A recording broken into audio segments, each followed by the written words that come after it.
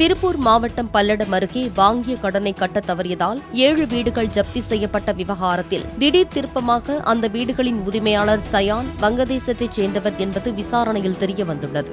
20 ஆண்டுகளுக்கு மேலாக தமிழகத்தில் சட்டவிரோதமாக தங்கியிருந்த அவர் திருப்பூர் பனியன் கம்பெனியில் பணியாற்றிய கீதா என்பவரை திருமணம் செய்த பின் ரேஷன் கார்டு உள்ளிட்ட ஆவணங்களை பெற்றுள்ளதாக கூறப்படுகிறது. 15 லட்சம் ரூபாய் செலவழித்தும் குடியுரிமை பெற முடியவில்லை என சயான் வாக்குமூலம் கொடுத்துள்ளதாக போலீசார் தெரிவித்தனர். சட்டவிரோத குடியேற்ற சட்டத்தின் கீழ் சயானை போலீசார் கைது செய்து புழல் சிறையில் அடைத்துள்ளனர்.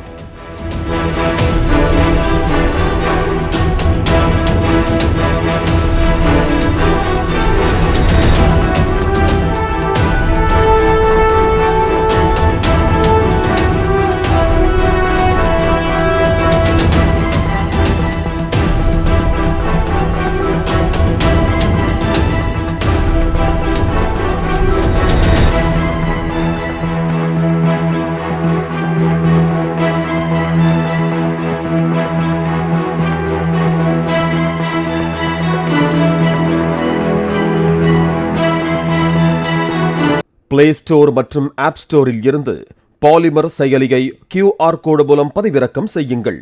செய்திகளை உடனுக்குடன் பெறுங்கள்.